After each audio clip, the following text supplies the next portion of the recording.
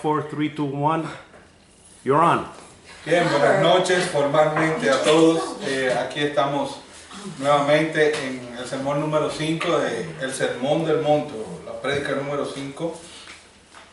Hemos estado hablando acerca del carácter. Estos versos que vimos, del 1 al 13, habla acerca del carácter del habitante, del que habita en el reino de los cielos. ¿Se acuerdan que empezamos en el 4? El Señor Jesús que decía que empezó a predicar el evangelio del reino y decía arrepentíos. Entonces aquí en el Sermón del Monte Él tiene a sus discípulos y tiene a la multitud más allá y le está hablando acerca del carácter que debe tener el que habita en el reino de los cielos. Debe ser una persona que tenga un espíritu quebrantado, un corazón humillado, que llora sobre su pecado, que reconoce su pecado y que lo lleva a Cristo. Que debe tener una actitud humilde, ser manso de espíritu. Y que también debe tener hambre y sed de justicia. Una vez que uno cumple con esas condiciones, entonces el Señor imputa. Siempre que ustedes van a oír mucho esa palabra de imputar, quiere decir que el Señor implanta. Es como si fuera, no voy a decir una prótesis, pero es una nueva regeneración. Es parte del milagro. Por eso yo les decía al principio que no hay un milagro más grande. Mire, usted puede estar ciego y que le abran los ojos. Usted puede estar muerto y que lo resuciten. Y eso nunca va a ser un milagro más grande que el milagro de la conversión. Porque en la conversión se ven unos agentes donde algo inamovible recupera vida. Recupera vida. Hay algunos escritores de índoles carismáticos que cuando María, la madre de Jesús, dicen, este comentario me pareció muy interesante, se juntó con la madre de Juan el Bautista y dice que el niño saltó, Juan el Bautista saltó en la escritura, y dicen que en el original eso quiere decir que sintió el toque del niño Jesús en el vientre. No sé qué tan correcto sea eso, pero es la gran realidad. Hay vida en Cristo y Él tiene un poder para transmitir esa vida. Y las actitudes que estaban muertas e incapaces de nosotros reproducirlas, darlas, como el amor, el quebrantamiento, la humildad, el reconocimiento, el arrepentimiento, Dios la imputa con su justicia y nos cubre con su justicia. Entonces, es un misterio, pero a la misma vez es el mayor de los milagros, cuando Dios abre los ojos de una persona para que esa persona pueda entender, pueda recibir el mensaje del Evangelio. Si usted de verdad ha conocido al Señor, va a acordarse de ese momento cuando usted dijo, ahora entiendo, ahora sí es verdad que sé, ahora ya me rindo, ahora sí es verdad. Y yo decía, bueno, yo les dije a ustedes, yo había oído el Evangelio desde los 16 años y conocía las historias bíblicas, pero no había cedido al llamado de Dios hasta un día donde el Señor abrió mis ojos y ahí todo fue entendido. Ahí sí pude entender las historias, qué significaban y qué querían decir cada una de ellas. Y hoy vamos a ver dos aspectos. Ya vimos el carácter de los ciudadanos del reino. Y el Señor ahora pasa al testimonio. El carácter es quien yo soy. Quien yo soy no solamente cuando me están viendo, sino quien yo soy cuando estoy solo. La esencia de mi ser. Y la esencia de un creyente está aquí. Es un quebrantado de espíritu. Reconoce su pecado. Es humilde, es manso, es misericordioso. Hace justicia, ama la justicia. Limpia su corazón.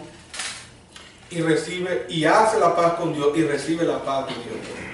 Decíamos que si un mensaje así si somos portadores de ese mensaje, básicamente el mensaje que nosotros tenemos, que la Biblia trae, choca completamente con la tendencia del mundo. ¿Se acuerdan que definimos lo que significa el mundo en la Biblia?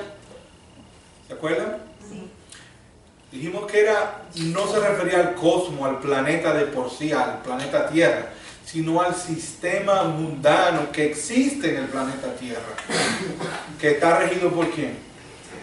Por Satanás, que le arrebató al hombre en el jardín del Edén su autoridad sobre regir la tierra. ¿Se acuerdan? Vuelvo y les repito, Dios le dijo a Adán y a Eva: fructificaos, multiplicaos y soyugar la tierra. En pocas palabras, soyugar quiere decir reina sobre ella. Y en el jardín del Edén, Satanás pudo quitarle esa autoridad al hombre y le quitó el señorío sobre la tierra. Y por eso él, como el tentador, le ofrecía a Jesús los reinos de la tierra. Que todo esto te daré si postrado me adorares. Y Jesús nunca le refutó eso.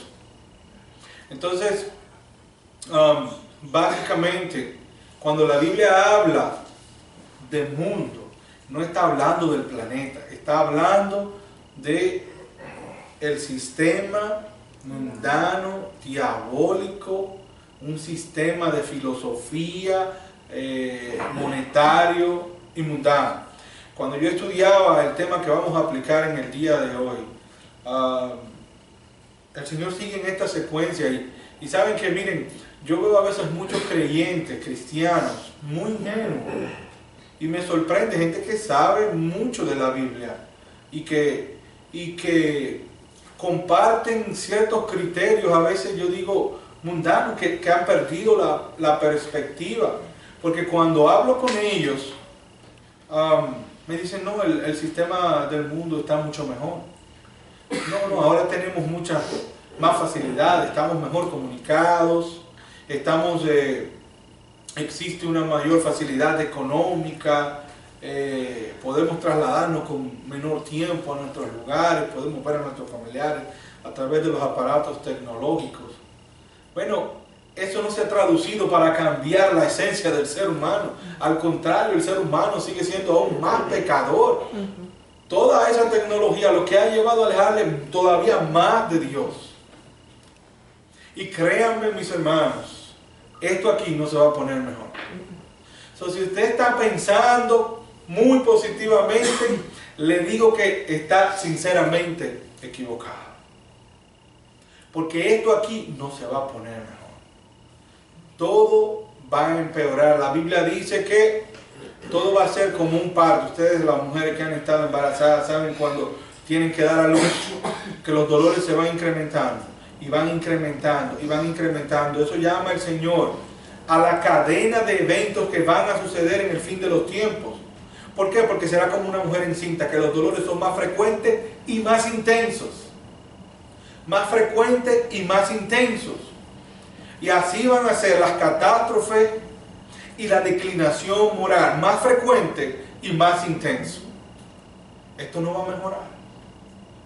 Entonces, si estamos acostumbrados a vivir una vida cómoda y una vida de placer, prepárense que posiblemente eso no va a durar mucho tiempo. No va a durar mucho tiempo. Decía el verso 10: bienaventurados los que padecen persecución por causas de la justicia, porque de ellos es el reino de los cielos. Bienaventurados sois cuando por mi causa os vituperen y persigan y digan toda clase de mal contra vosotros, mintiendo. Gozaos y alegraos, porque vuestro galardón es grande en los cielos, porque así persiguieron a los profetas que fueron antes que ustedes. Y aquí nos quedamos. Yo pensaba que había hablado acerca del verso 12, pero sinceramente no lo toqué, no di unas pinceladas, pero en realidad el verso 12 dice: gozaos y alegraos porque vuestro galardón es grande en los cielos. ¿Qué está diciendo el Señor? gócense y alégrense porque lo están persiguiendo, porque lo van a matar, porque van a mentir de ustedes, lo van a tirar en la cárcel. No, el Señor no está diciendo que nos gocemos por lo que viene, por las pruebas, por las tribulaciones, por las muertes, no. Fíjense qué es lo que el Señor está diciendo. No es gozarse por las tribulaciones, sino gozarse por lo que viene después de la tribulación. ¿Se fijan? Y en el mismo contexto lo dice. Dice, gozaos y alegraos. ¿Por qué? Por la tribulación. Si tienen la Biblia, lo pueden leer. Dice, porque vuestro galardón es grande. Es que el gozo no es un gozo masoquista. Vale la pena si usted está sufriendo. Si hay alguien en la cárcel, vale la pena las lágrimas. Eso duele. Entonces cualquiera que le diga y malinterprete este texto, puede decirle a usted, básicamente, el cristiano tiene que gozarse cualquiera que sea su situación. No. Bien válidas son las lágrimas. Hay situaciones que son difíciles. Hay situaciones que son difíciles y vale llorar. En mi iglesia hemos pasado una serie de eventos desde el principio de año bien difíciles. Nos mataron a un misionero que amábamos y queríamos y que estaba haciendo de todo. Y era increíble el sentimiento que tenía nuestra congregación. Nuestra congregación estaba dolida. A todo estábamos sentidos. Porque este misionero fue vilmente asesinado. Un hombre de Dios, un hombre que estaba de corazón cumpliendo todo esto que el Señor manda aquí. Y la organización, una facción aliada a la organización terrorista Al-Qaeda, lo asesinó. Mientras él esperaba a unos jóvenes que iban a ir a ayudarle a la misión. Inentendible. Su esposa está dolida, sus hijas están muy dolidas. La iglesia está dolida. Pero sobre todo ese dolor terrenal que produce, nosotros no hemos perdido la perspectiva. Y encima del dolor que embarga nuestras almas, hay una esperanza que nos deja ver más allá de la situación. ¿Cuál es la esperanza? Que sabemos que Mike está en la presencia de Dios. Que sabemos que Él está en los brazos del Señor Jesús. Antes de ayer tuvimos que pasar por el entierro de la esposa de nuestro pastor, José Santiago, la madre de nuestro pastor. Una hermana que amamos y queremos muchísimo. Queremos. Y tuvimos que pasar por ese dolor.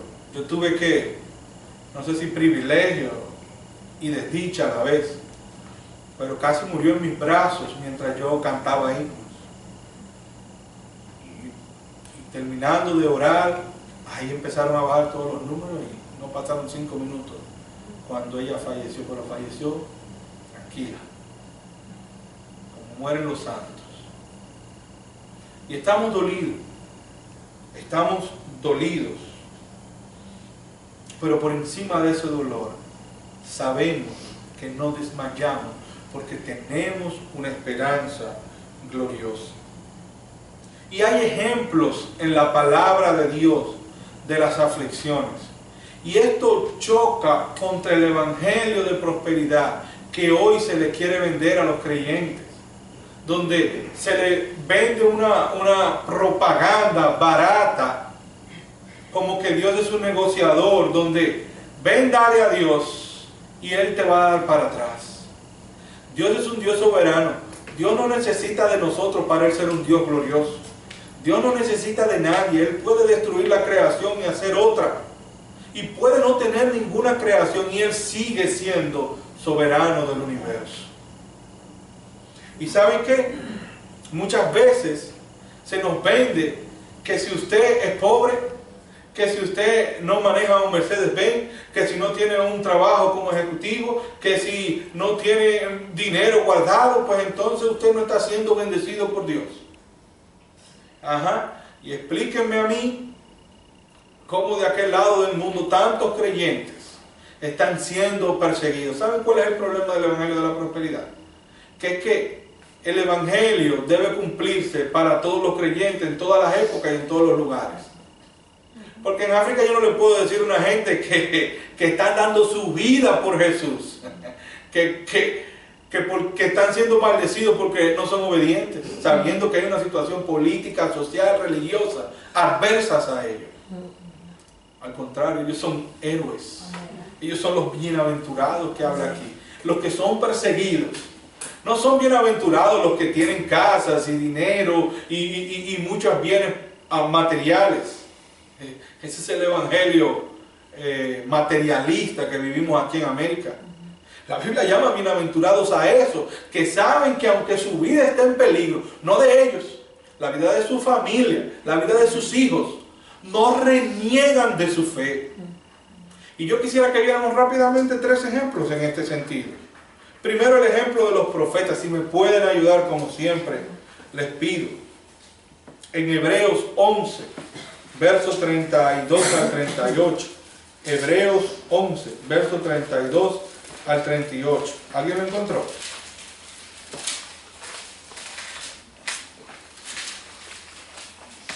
Bueno, yo lo encontré.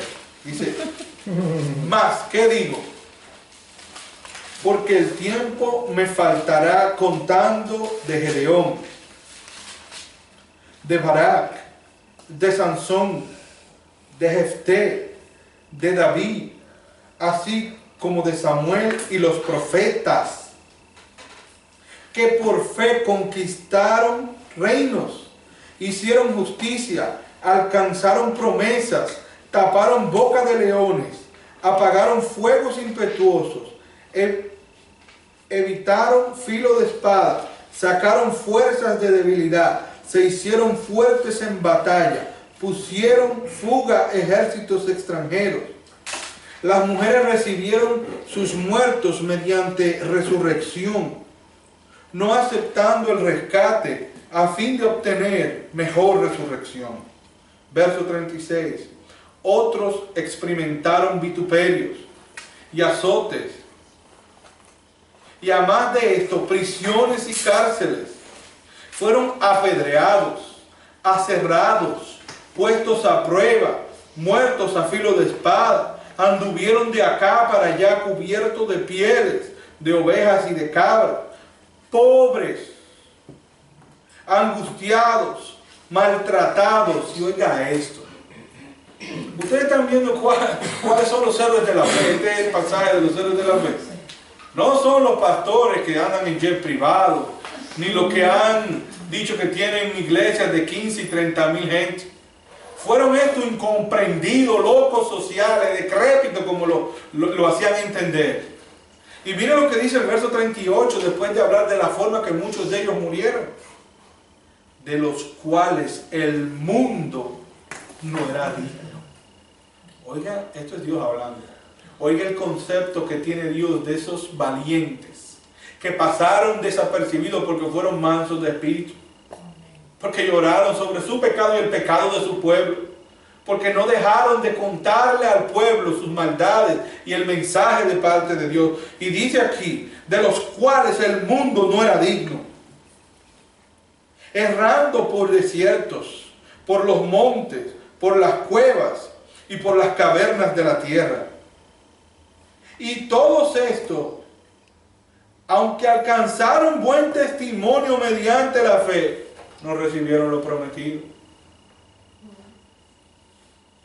La promesa de cuidarle que Dios le había hecho a muchos de nosotros, de que estará con nosotros, de que el ángel le llevó a campo alrededor de los que le temen, no se le cumplió a ellos, y a ellos no le importó eso. Su fe no era una fe condicional. Dios, yo te, si tú me. Yo te sirvo si tú me bendices. Aquí en Estados Unidos, aquí muchos de nosotros, es una fe condicional. Si tú no me bendices, yo no te sirvo. Para esta gente no. No importa lo que tú hagas sobre mí, Dios. Los profetas, los jueces, pregonaron el mensaje de vida. Es increíble, uno de mis profetas favoritos es Elías. Me encanta Elías. Dios le dice a Elías, mira, dice, Dice la Biblia que él era un hombre sujeto a pasiones, igual que nosotros, dice Santiago. O sea que, igual que nosotros, con debilidades, con defectos, no tenía nada sobrenatural. Pero dice la Biblia que Elías fue delante del rey Acab y le dice lo que Dios le mandó a decirle.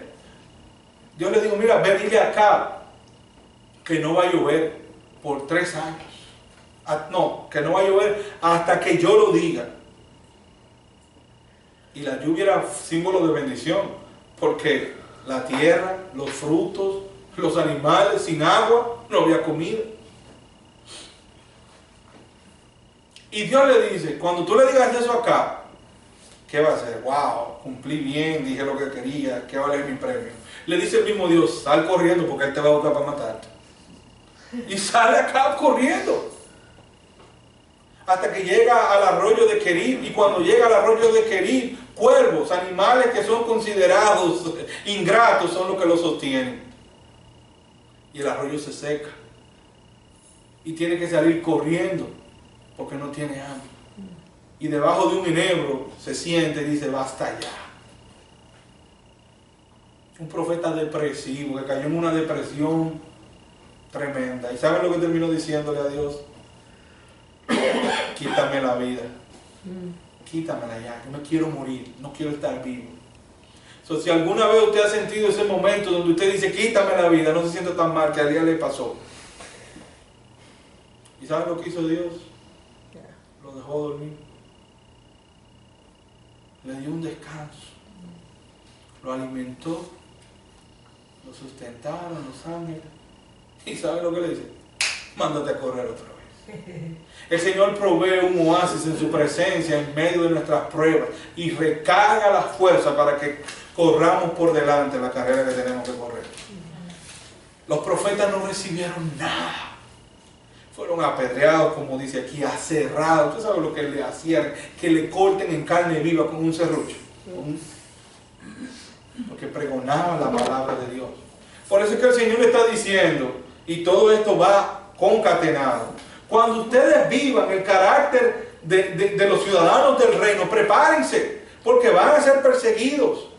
Porque su mensaje va a chocar contra el mensaje del mundo y a ellos no les gusta. Y si esto me lo hicieron a mí, prepárense que a ustedes se lo van a hacer también.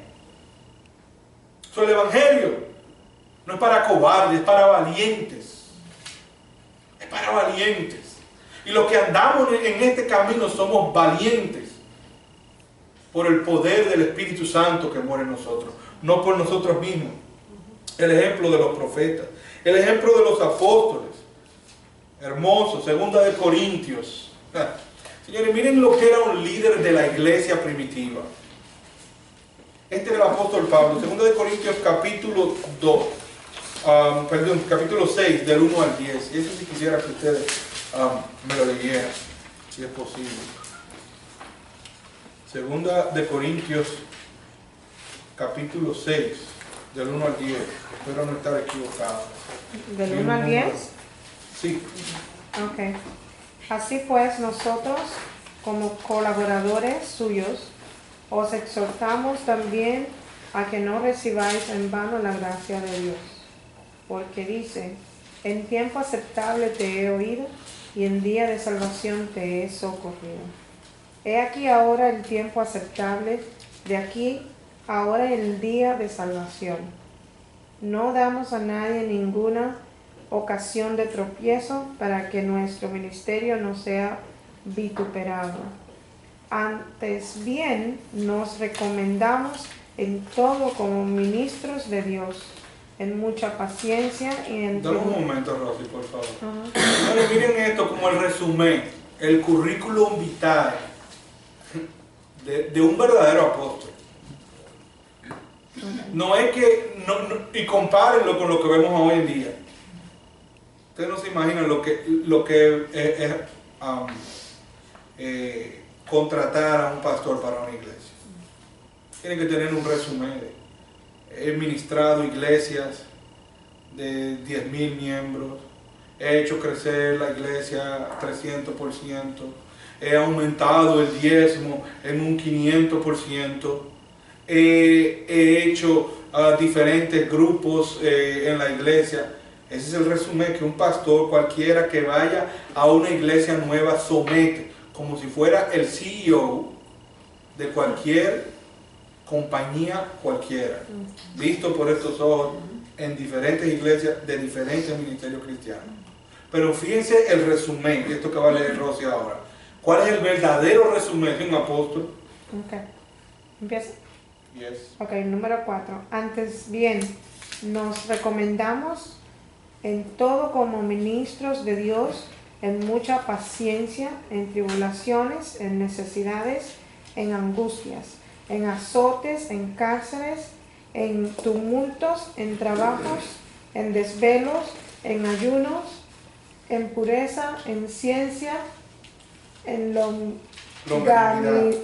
longanimidad, en bondad, en el Espíritu Santo, en amor sincero, en palabra de verdad, en poder de Dios, con armas de justicia a diestra y a siniestra, por honra y por deshonra, por mala fama o por buena fama, como engañadores pero veraces, como desconocidos pero bien conocidos, como moribundos más he aquí vivimos, como castigados mas no muertos, como entristecidos mas siempre gozosos, como pobres mas enriquecidos a muchos, como no teniendo nada mas poseyéndolo todo. ¿Sigo o me paro ahí? No, déjalo ahí, ya está bien con ese resumen.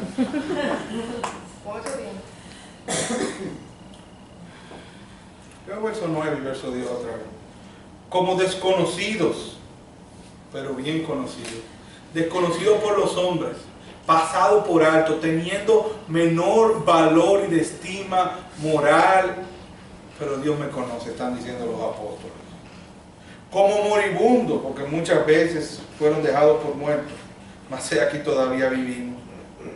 Como castigados, mas no muertos. Como entristecidos, mas siempre gozosos. Razones de estar tristes tenían ellos miles, pero había un gozo por encima de todo. Como pobres,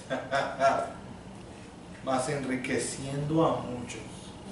No de dinero, mis hermanos, de poder espiritual. ¿Se acuerdan de Pedro cuando estaba delante de la puerta de la hermosa, que fue al templo junto con Juan? Y el paralítico le dice: dame algo. Dice Pedro: yo no tengo ni oro ni plata, pero de lo que tengo te doy. ¿Qué tenía? Poder de Dios.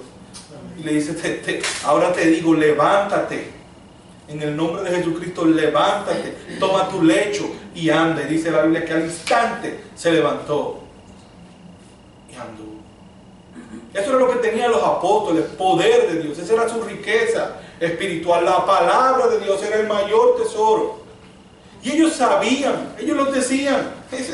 El currículum de nosotros no es muy alentador. El que ahora quiera ser pastor o apóstol o delegado apostólico no le espera nada bueno. Esto es lo que no espera, dice Pablo.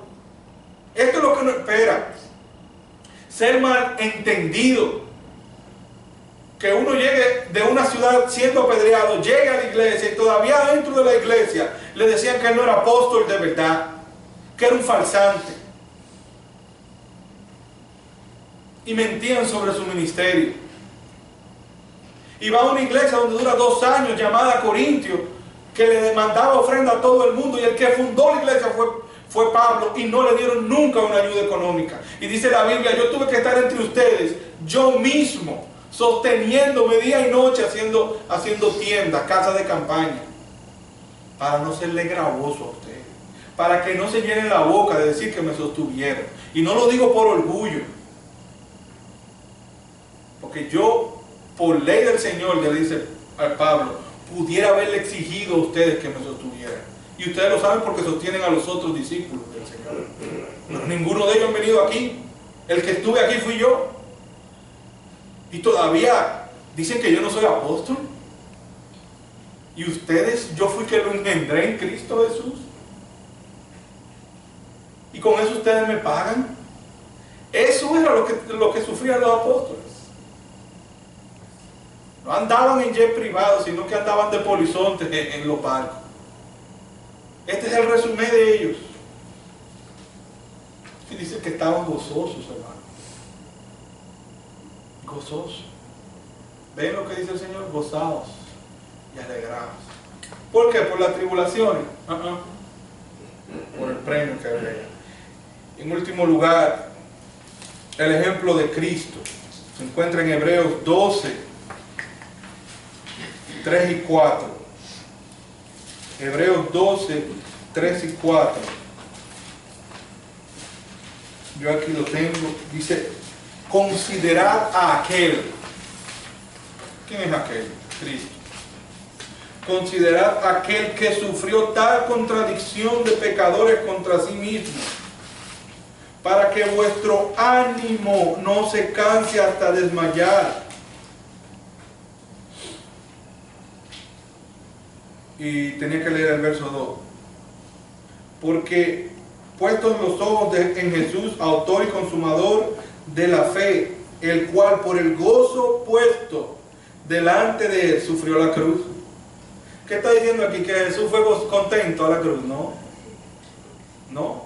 Dice que por el gozo puesto delante de él menospreció el oprobio y se sentó a la diestra del trono de Dios. Considerad aquel que sufrió tal contradicción de pecadores contra sí mismo, para que vuestro ánimo no se canse hasta desmayar. ¿Qué está diciendo el escritor a los hebreos? Miren, el ejemplo de Cristo es el ejemplo perfecto. Él fue a la cruz y fue mirando el gozo que iba a haber delante de él. Me gustaría que ustedes me dijeran cuál era ese gozo que tenía Jesús. ¿Cuál fue el gozo que él vio? La novia. El gozo que Jesús vio, lo que le hizo a él, lo motivó a ver a ir a la cruz. ¿Saben qué fue? Fue usted y fui yo. Fue el vernos redimidos y lo que iba a causar ese efecto en la cruz del Calvario sobre cada uno de nosotros. Cuando Jesús fue a la cruz, aunque sufrió lo que sufrió, Él se gozó porque nos vio a nosotros siendo redimidos por ese sacrificio. Eso es lo que quiere decir aquí. El cual sufrió la cruz porque el gozo que había delante de él, mirando el gozo que estaba delante de él.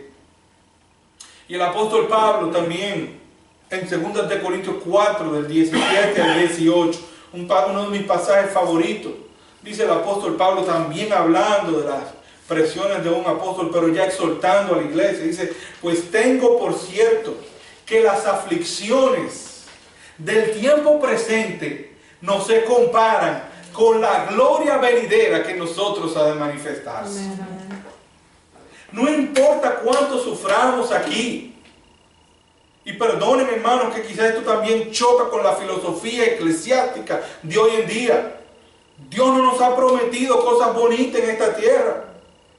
Y muchos vamos a sufrir y muchos nos va a pasar como a los profetas, que no recibiremos promesa de cuidado.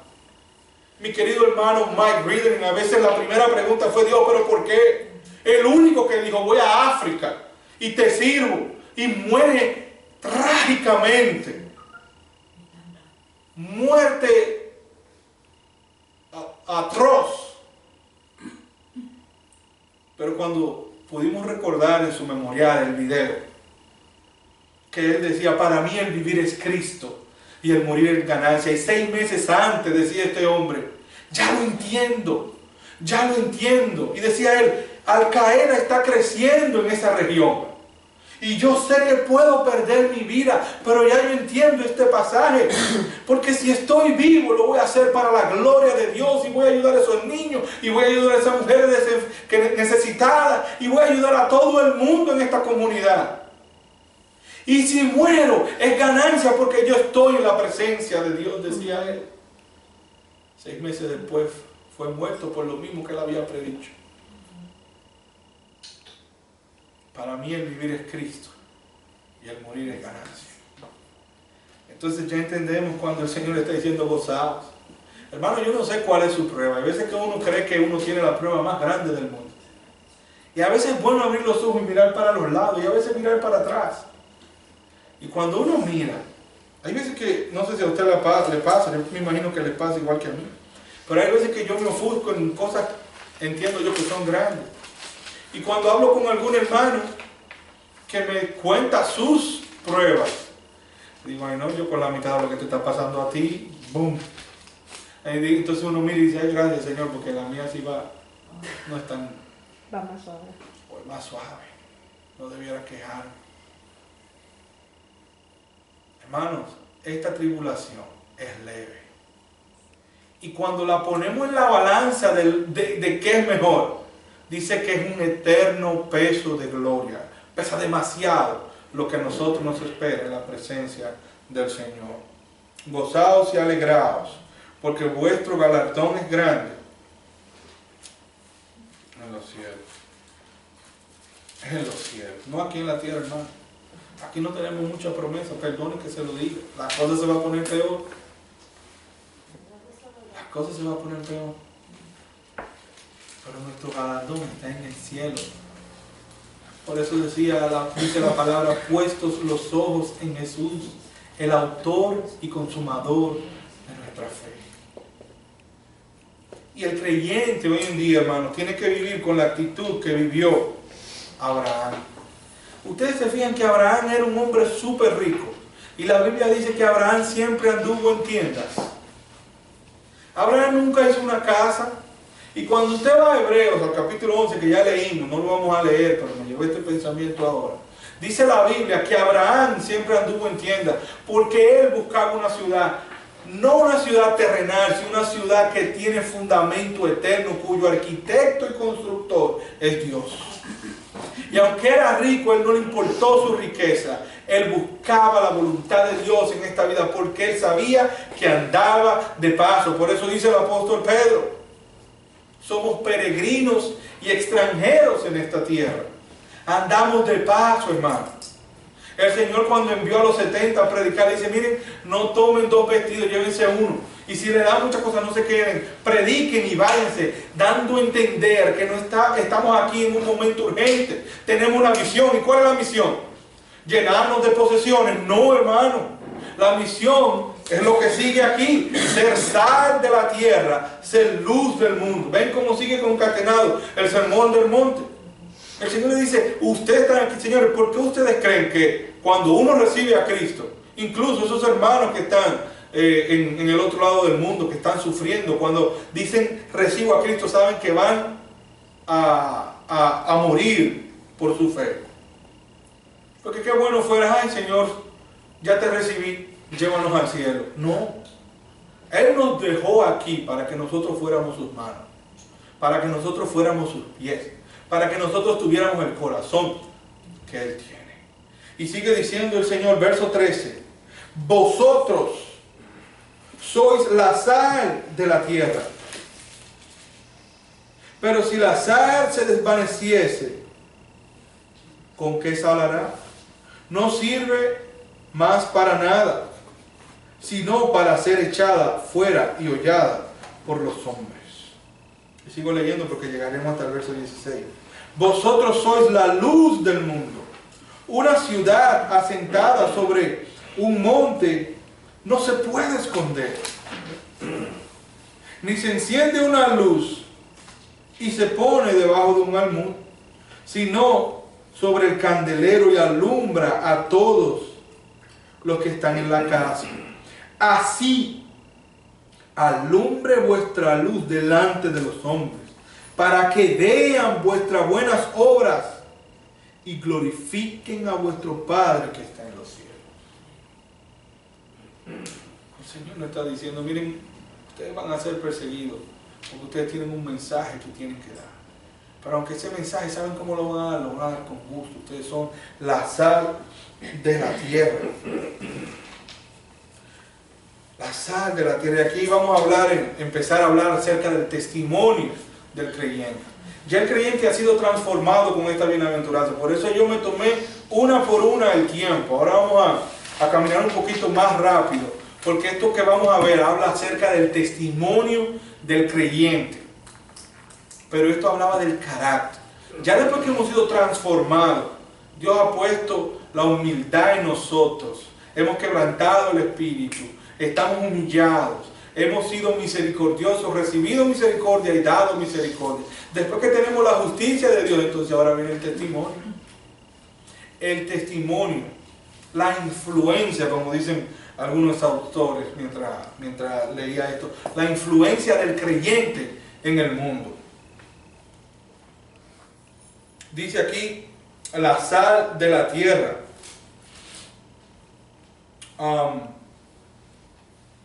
La sal en la antigüedad, yo buscando unos datos, es muy interesante.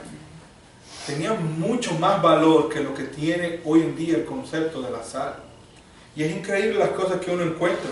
Pero la sal en la antigüedad era de muy gran valor. De hecho, ¿ustedes saben de dónde viene la palabra salario? De sal. Porque a los romanos, soldados romanos, parte de su paga, una porción de su paga era monetaria y otra era en sal. Porque la sal era muy preciada y vamos a ver los agentes que la sal cumple más adelante. Pero la palabra salario viene de eso. Se le pagaba con sal a los soldados romanos. Y de ahí nosotros hoy en día recibimos salario. Qué bueno que no nos pagan con sal. Pero sí tenemos salario. Pero es curioso saber que viene de ahí. De hecho, si ustedes buscan en 2 de Crónicas, capítulo 13, verso 5, Dios hizo un pacto con David y lo firmaron con sal. ¿Qué? Dios haciendo pacto con sal. ¿Saben por qué? Porque la sal era considerada incluso, tenía un valor emotivo. Era símbolo de compañerismo. Y muchos pactos se hacían con la sal. Era un símbolo de alianza y un símbolo hasta divino. Los sacerdotes tenían sal. ¿Por qué? Porque la sal tiene básicamente 3 propiedades que la Biblia hace aquí. ¿Por qué Jesús utiliza la metáfora de la sal? En primer lugar, la sal es antiséptica. ¿Qué quiero decir con esto? Que la sal no se contamina, no se corrompe. Muy por el contrario, ayuda a otras cosas a preservarse. La sal en sí misma, ella no se corrompe. Es increíble, pero por mi casa pasaban hace mucho, cuando yo estaba muchacho, pasaban unos heladeros ambulantes que en la parte de atrás de una motocicleta bien viejita tenían una neverita de esas de mantener el hielo. Entonces ellos ponían hielo seco. El cambumbo ese que le decimos una vasija de helado. Mangú.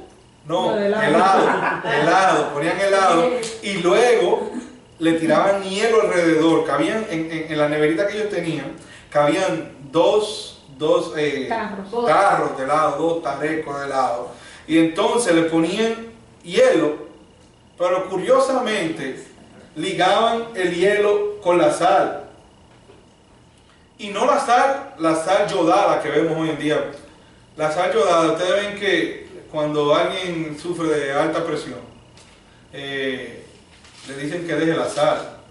Y yo decía, pero ¿y por qué? Y yo hablaba con algún nutricionista y doctor, y me dicen, bueno, es que no es la misma sal que se utilizaba. Yo me acuerdo que uno iba al detallista y la sal no era como él, le daban la sal pura, que era sal en grano, un pedazo de sal así, y eso se lo tiraban a la comida cuando estaban sacochando algunos víveres y cosas así. Pero ahora no, esa sal blanca que nosotros vemos no es la sal de la Biblia, eso pasa por un proceso químico terrible y por eso nos hace tanto daño en el día de hoy. Yo quisiera encontrar esa sal en grano para uno poder cocinar con ella y no tener ese efecto abusivo que crea la sal yodada en nuestro cuerpo. Pero la sal es antiséptica y es increíble, hay muchos todavía hoy en día. Bueno, ustedes, ¿cuánto les gusta el bacalao? ¿O saben lo que es el bacalao? El bacalao viene salado, viene con sal. ¿Por qué? Porque preserva tanto las carnes como el pescado, las preserva. Y es increíble, tiene ese poder antiséptico, que él no se contamina, la sal no deja. Estaba viendo una explicación científica de que la sal hace que el agua tiene unas moléculas diferentes, y la sal abre esas moléculas, y entonces por eso en los estados fríos se puede tirar sal antes, para que desdoble las moléculas del agua y evite la congelación, porque tiene unas moléculas en sí, y porque ella no se contamina, pero ayuda a otras carnes y pescados y otros agentes a preservarse. Y qué tremenda ilustración, porque así mismo debe ser el creyente, que está llamado a no corromperse con el mundo, a ser santo para Dios, a ser limpio de corazón, pero a la misma vez a ser de luz y a darle gusto a otras personas.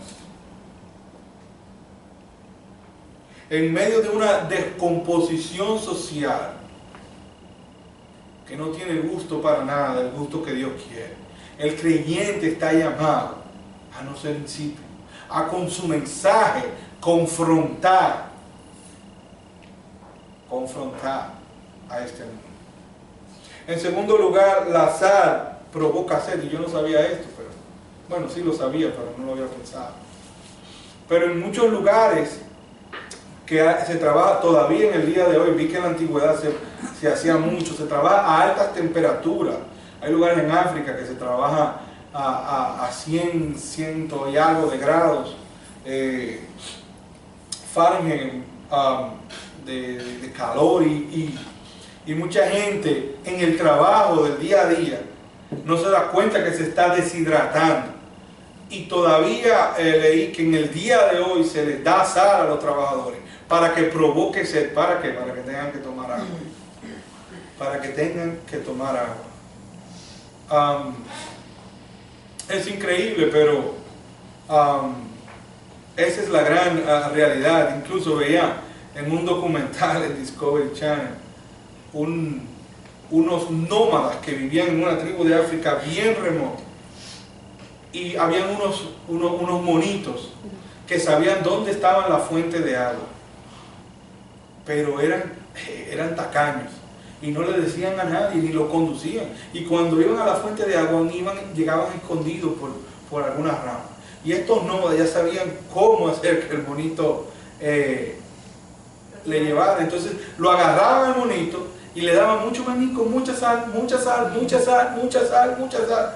que cuando el monito no aguantaba, salía corriendo y ellos le caían atrás, y ya él no se iba a meter mucho, sino que lo llevaba a las fuentes de agua.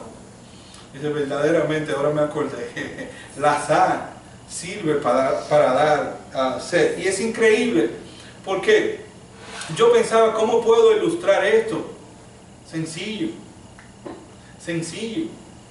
Cuando nosotros vivimos vidas atadas y dependientes del Espíritu Santo, cuando tenemos el carácter que tienen los ciudadanos del reino y testificamos como los ciudadanos del reino, ¿saben qué pasa en el mundo? Le da sed. Le pasa como el monito, porque ellos dicen, venga acá, yo creía que yo estaba bien, pero esto se ve diferente. Porque ese vecino mío no reacciona como yo reacciono en medio de una prueba. Porque ese vecino mío vive y canta en medio de las tribulaciones. Porque ese vecino mío se quedó sin trabajo, pero no está desesperado como yo. Porque a esa vecina mía se le murió un familiar y la veo tranquilo y todavía con gozo. Porque esos vecinos míos tienen una familia y son totalmente diferentes. ¿Saben qué? ¿Por qué? Se le agua la boca y quieren saber qué es lo que hay detrás de esa forma de vida. ¿Y saben qué? Ahí es donde nos toca decirle, ¿saben qué tienes sed? Te presento a Cristo. Te presento a Cristo. Tienes sed de la palabra de Dios, hermano. ¿Qué es lo que está diciendo esto? Que nuestro testimonio puede ser tan atractivo, tan poderoso, que puede crear hambre espiritual en otras personas. Yo no sé si a ustedes les ha pasado. Cuando yo me convertí, mis amigos decían, yo no puedo estar contigo. Ya tú no dices malas palabras, ya no quieres andar atrás de muchacha, ya no quieres tomar. ¿Qué es lo que a ti te pasa? ¿Qué fue lo que te pasó? Ve a un psicólogo, un psiquiatra, haz algo, porque eso, me tienes preocupado. Me decían mis mejores amigos, Cristo me transformó. Él quitó todo eso de mí. Y muchos de ellos, cuando les predicaba el Evangelio, decían, yo quiero probar de lo que te está pasando a ti. Y muchos de ellos vinieron al conocimiento de Cristo. Hermano, un testimonio poderoso es suficiente para darle sed a otros, a que quieran ver qué es lo que hay detrás de esto. Y es nuestra oportunidad para mostrarle a Cristo. Si me pueden acompañar con un pasaje, Juan 4, 13 y 14. Juan 4, 13 y 14. ¿Qué dice? ¿Lo tienen? Ya te llegaron. Les diga, a ver, acá sí lo alcanza. Respondió Jesús y les dijo, cualquiera que bebiere de esta agua volverá a tener sed. Mas el que bebiere del agua que yo le daré no tendrá sed jamás, sino que el agua que yo le daré será en él una fuente de agua que salte para vida eterna. ¿Qué está diciendo el Señor? Cuando ellos vean el testimonio de ustedes, van a venir a mí y yo les voy a dar de un agua, de no un agua material, no esa agua que uno le da sed, que por cierto tengo sed, de esa agua que uno tiene sed.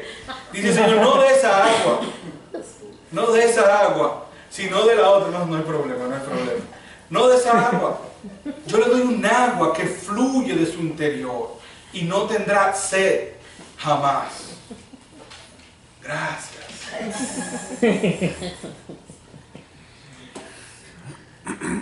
No de esta agua, no de esta agua, sino un agua que fluye para vida eterna. ¿Qué es lo que quiere decir, Señor? Esa sed espiritual que hay en el ser humano. Mire, yo tengo amigos increíbles. Hablaba con unos amigos míos que no son creyentes. Y ellos tienen una posición muy buena económicamente en Santo Domingo y vienen 6 y 7 veces solo aquí a los Estados Unidos y viajan a Europa y viajan muchísimo. Y cuando llegan, su segunda casa es el mall. Y hablaba con la esposa de mi amigo y ella me decía que yo tengo una necesidad, que con eso es que me tranquilizo. Y él decía, prueba a Cristo. Y Él va a saciar esa hambre que el dinero no puede hacer, que los viajes no pueden hacer, que la misma familia no puede hacer, que el estatus no puede hacer. Prueba a Cristo. Y Él va a ser suficiente para tu necesidad. Y hermanos, este es el mensaje de nosotros. Prueba a Cristo. Lo mismo que dice el verso 16. Así alumbre vuestra luz delante de los hombres, para que vean vuestras buenas obras y glorifiquen a vuestro Padre que está en los cielos. La sal provoca sed y en tercer lugar, la sal sirve para darle gusto a los alimentos. Cuando un matrimonio se mantiene fiel, está salando al mundo. Cuando los padres educan a sus hijos en el temor del Señor, le están dando gusto al mundo. Cuando uno en el trabajo se mantiene honesto, con la actitud correcta, independientemente de cómo los otros reaccionen, uno está haciendo sal de este mundo. Cuando uno en la calle y alguien te corta, te muerde los labios para decirle cualquier cosa, está haciendo sal de este mundo. Cuando vas y te paras en un momento de que ves a una persona necesitada y le ofreces ayuda, está haciendo sal de este mundo. Cuando uno perdona a quien le ofende, está haciendo sal de este mundo. Cuando damos por gracia lo que por gracia hemos recibido, estamos siendo sal de este mundo. Hermanos, no estamos aquí para que el gusto del Evangelio que mora en nosotros pueda impactar a este mundo. Pueda impactar a este mundo. El Señor usa una segunda ilustración, una segunda metáfora, y es la metáfora de la luz. Y esta es más fácil, dice, vosotros sois la luz del mundo. Una ciudad asentada sobre un monte no se puede esconder, y me encanta. Yo estaba revisando, yo les dije hace unos días atrás que creía que Albert Einstein había dicho que las tinieblas no existen, sino que la luz, que las tinieblas no es más que la ausencia de luz. No lo dijo Albert Einstein, ese es un principio físico. Pero es una gran realidad. Donde hay tinieblas es porque no hay luz. La luz echa fuera las tinieblas, pero lo contrario no puede pasar. No puede haber tinieblas, porque donde hay luz, la tiniebla huye. La luz sí tiene el poder de echar fuera las tinieblas, pero las tinieblas no tiene poder para echar fuera la luz. ¿Entienden el concepto? Es un concepto físico que está en el planeta. Por eso la física define la ausencia, la luz, las tinieblas, como la ausencia de luz. En Génesis 1:3 fue lo primero que el Señor creó. Creó la luz, ¿por qué? Porque la tierra estaba desordenada y vacía y tinieblas la cubrían. Y lo primero que hizo el Señor fue alumbrar. Hermanos, donde un testimonio de un creyente entra, no hay tiniebla que lo pueda doblegar. No hay nadie, hasta los ateos, hasta las piedras hablan. Señor, pero cuando mataron a Jesús, hasta el centurión, que eran gente despiadada, gente que estaba acostumbrado a matar como si fueran carniceros. Yo a la gente que más miedo le tengo es a los carniceros. Aquí no se ve mucho, pero en mi país hay muchos carniceros y en nuestro país hay muchos carniceros. Nunca tiene un pleito con un carnicero, porque siempre tienen el machete bien afilado. Miren ya, el color del machete no es negro, es gris, porque le han sacado tanto filo que el machete hasta por el mango corta. Yo le tengo miedo a los carniceros. Eso eran los soldados romanos. Estaban acostumbrados, para ellos matar a una gente era como... Era la orden, primero era la orden, porque si no lo mataban le tocaba a ellos. Y ellos eran tan despiadados que matar para ellos era algo normal. Y este centurión, cuando ve todo lo que pasa en la crucifixión, dice, verdaderamente, este hombre era justo. Verdaderamente no había mal en él. Era un hombre justo. Era un hombre justo. Vosotros sois la luz del mundo. Una ciudad hacendada sobre un monte no se puede esconder. Y fíjense que el Señor habla de una ciudad. Cuando usted ve una ciudad, ¿qué ve? Las luces, pero ve muchas luces. Muchas luces. Pequeñas luces. Estaba en Boston la semana pasada o antepasada, no, la antepasada creo. Y llegué a Boston, y Boston no se ve como la Florida. Yo llegué, Boston se ve como tenebroso, más ahora que no tienen plantas y se ve, pero la Florida se ve linda cuando uno viene de noche, porque está iluminada, todo iluminado, y donde usted mira, iluminado, bien bonito. Y si va a mi país de noche se va a gozar, porque parece un arbolito, y se dice, y tan pequeño es Santo Domingo, pero ve que prende aquí un lugar, después se apaga aquí, y dice, ¿qué? Que la luz se va en los diferentes lugares, prende y apaga, prende y apaga, prende y apaga, prende y apaga, pero el concepto que está dando aquí el Señor es este. En una ciudad hay muchas luces, ¿y qué está diciendo? Se puede identificar, para allá es que vamos. ¿Por qué? Porque en medio de las tinieblas vemos todas esas luces, para allá es que vamos. Recuerden, ubíquense en el tiempo de ellos que no había postes de luz, ni calles, ni carretera, todo era una oscuridad y se guiaban por las luces. Y ellos veían las ciudades. Hermanos, nosotros, cada uno de nosotros, somos la iglesia de Cristo. La iglesia no es el templo donde nosotros asistimos. La iglesia de Cristo es el número de creyentes que forma la iglesia universal o la iglesia local para aquellos que se reúnen. Y nosotros como iglesia estamos llamados a hacer luz, a ser la guía, el que haga que las tinieblas huyan. ¿Por qué? Porque la luz de Cristo está en nosotros. Y si la llevamos como la debemos llevar, vamos a alumbrar. Pero fíjense que la ilustración no es solamente para el grupo de la iglesia. Porque fíjense el segundo ejemplo que el Señor pone en el verso 15. Ni se enciende una luz y se pone debajo de un almud. Un almud era una vasija para medir trigo, creo. Entonces, si era como en forma de cono, si se ponía una lámpara debajo del almud, la tapaba completa. Diciendo, usted no pone una lámpara para ponerla dentro de un almud. Tiene que quitarla de ahí para que alumbre. ¿Para que alumbre qué? ¿Qué dice ahí? Si usted se fija, dice, para que alumbre todos los que están en la casa. Wow, el testimonio del creyente no es solamente hacia afuera. El testimonio del creyente empieza hacia adentro. A lo que primero yo le tengo que ser luz son a esos familiares cercanos míos. A mi madre, a mi padre. Ellos tienen que ver el cambio en mí. A mis hijos, a mis hermanos, mis primos, tíos. Yo me propuse que en mi familia no va a haber nadie que yo no le predique el evangelio. Yo no puedo dejar que un tío mío se muera sin yo haberle hablado de Jesús. Nunca en la vida.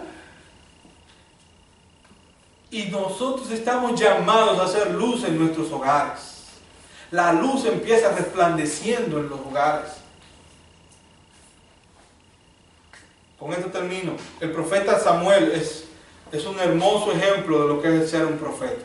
Pero si usted lee la vida de Samuel, dice la Biblia que Samuel recorría y juzgaba, él era juez, y juzgaba en las ciudades. Y él vivía en Ramá. Y al último lugar que llegaba era Ramá. Él no tenía tiempo para sus hijos. Y siendo un profeta de Dios que está en el capítulo 11, como los héroes de la fe, el último de los jueces de Israel en tiempo de los jueces, juez y profeta a la vez, un hombre que desde su niñez fue encomendado para servir al Señor. Tuvo dos hijos que eran dos delincuentes. Dos delincuentes. No sirvieron a Dios. Y usted dirá, pero Señor, este es un hombre de Dios. Miren, yo conozco tantos pastores que sus hijos están desviados de la palabra de Dios. Porque sus pastores tuvieron mucho cuidado de la iglesia, mucho cuidado de misiones, mucho cuidado de la comunidad. Y se olvidaron de la primera iglesia que deben de tener, que es su casa. Y esa es la primera iglesia que nosotros tenemos. Nuestra casa, nuestros hijos, nuestros padres, nuestras madres, nuestros hermanos. La luz empieza en la casa. Es un principio bíblico. Es un principio bíblico. Y luego si alumbramos en la casa, podemos alumbrar afuera, incluso para los pastores. Dice que gobierne bien su casa. Porque si no gobierna bien su casa, ¿cómo podrá gobernar la casa de Dios? Tan sencillo como es. Para tú ser luz afuera, tienes que ser luz adentro. No se vale. No vale ser a veces como Samuel. Sí, luz afuera, ¿y adentro qué? No vale. Y dice, así alumbre vuestra luz delante de los hombres, para que vean vuestras buenas obras y glorifiquen a vuestro Padre. Hermanos, el testimonio tiene un resultado. El testimonio tiene un resultado. Y si nosotros alumbramos a este mundo, no les prometo que nos van a escuchar, pero los que Dios tiene determinado que vengan al camino de la fe, ellos vendrán. Ellos vendrán. Y ojalá que vengan, porque nosotros les iluminemos con la luz de Cristo. Hasta aquí lo dejamos. La semana que viene, Dios mediante, seguiremos con la ley. Algo bien interesante y controversial. Tenemos algunos puntos ahí que vamos a ver. Pero realmente quisiera dejarle esto del testimonio del creyente, hermano, porque hoy en día no sabemos a qué nos parecemos más, si al mundo o a la iglesia. Y esto se lo quiero dejar de reflexión para que entendamos que nuestro testimonio vale delante de Dios. y que estamos mandados por la palabra de Dios a ser sal y a ser luz para este mundo. Padre nuestro que estás en los cielos, te alabamos, te exaltamos y te bendecimos, te damos honra y gloria. Señor, gracias por tu palabra.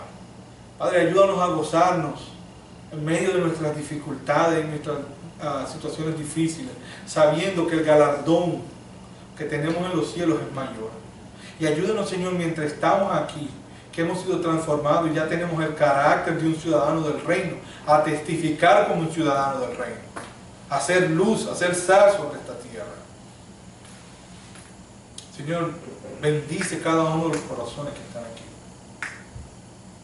Y que no seamos oidores olvidadizos, sino hacedores de tu palabra. Yo te lo pido en el nombre de Cristo Jesús. Amén. Amén. Gracias.